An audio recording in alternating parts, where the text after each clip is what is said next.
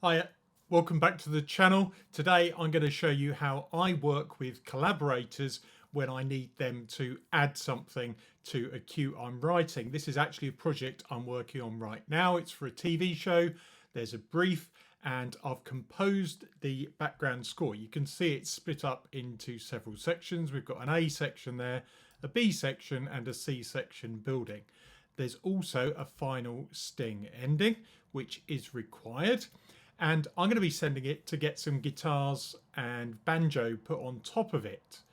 What I need to do is make sure I can send the stems in such a way that the collaborator I'm working with can mute different parts if they want to, and essentially change the levels as they see fit. But all I want them to do is to be able to hear the tune when they've loaded it into their DAW, play along with it, and then send me back the WAV file stems that I'm going to put in here and then move on to doing the mix. So I haven't done any real mixing here.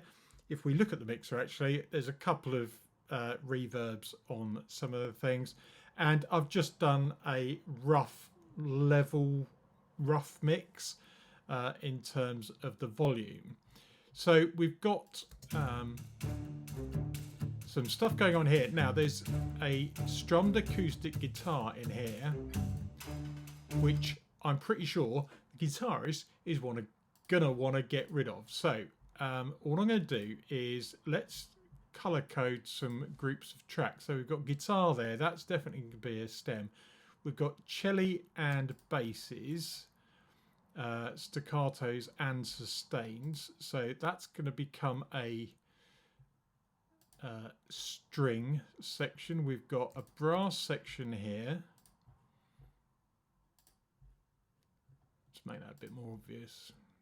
And I've actually got a synth on top of the brass. And as you can see, if you look across, they're all playing at the same time. So I might as well put those in their own same color anyway.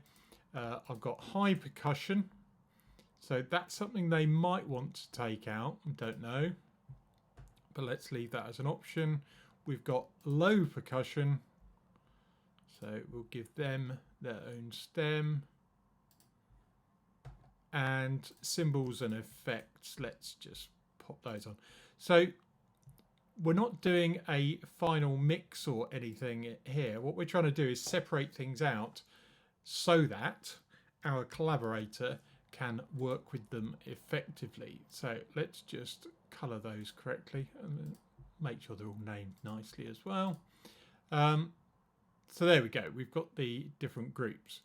What I now need to do is create my export range. So if you're exporting this to finish, you wouldn't normally have an entire bars gap, but because we know where somebody else is importing it into a DAW, I'm going to do an exact whole bar before the track starts, and I'm going to make sure it definitely goes past the end. That will be fine. So we just need to bear in mind the fact that we need to tell the person it's 128 BPM, it's roughly in D minor, and they will realize that there is a whole bar break at the beginning.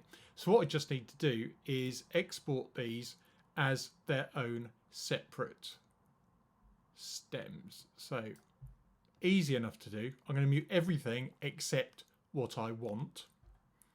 Go to the stereo out, bounce. Now we don't need MP3s. We're just going to have WAVs 2448. That's standard these days. So I'm just going to say OK.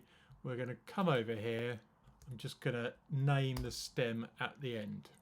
So this is now going to go over that acoustic guitar part and create a WAV file from it. Easy enough. And that is, like I say, that's going to be the one thing they're definitely not going to want. And when that runs through, we just unmute our next group, which is going to be our strings. We go down to bounce. It's going to remember the settings. So all we need to do now is change guitar to strings. It's going to do exactly the same thing again. And we're just going to follow this process through to the end. And the final step will be just checking by grabbing our WAV files that we're creating now and put them into a new project just to double check that everything has worked correctly. So there we go, that's our strings. The next group were the green ones. That's our brass. Export brass. Okay, so that's going to do the brass. Then we've got 1, 2, 3 to go after that. Now, if this is the sort of practical, real life stuff you like, don't forget like and subscribe is always appreciated. I've got lots of other tutorials and stuff, some of them about setting up templates. Now, because this is the first of a particular series that I'm doing, I don't have a template for this TV show. Eventually going to have its own template. Let's just get this one done. Percussion.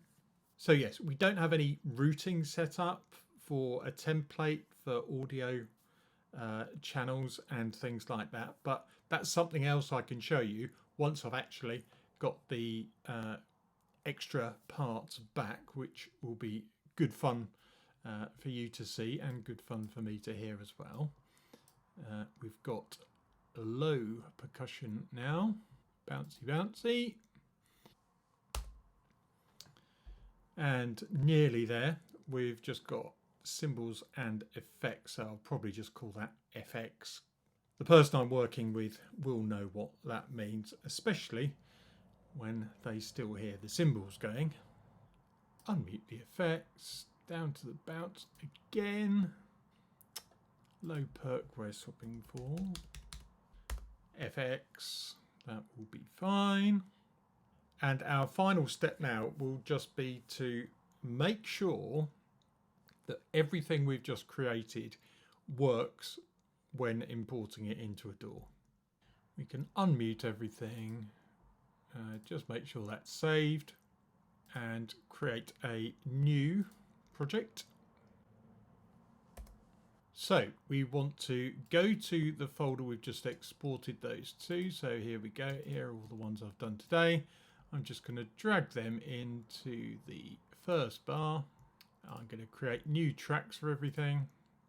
Make sure the tempo is at 128. Press play.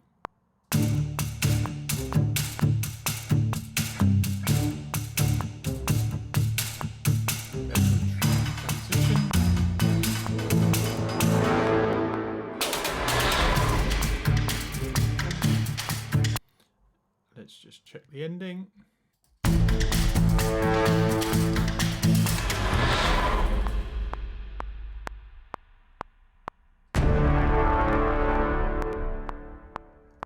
Okay, there you go. I can upload those to Disco or Dropbox, Google Drive, however you want to share them. The other person can now drag those in, mix the levels so they sound roughly good to them, and cut out any bits they don't want to hear. So if they don't want to hear that guitar, just stick that on mute. Okay, hope you found that fun, and we'll pick this up later when I get some banjo and guitar back. See you in the next one. Bye for now.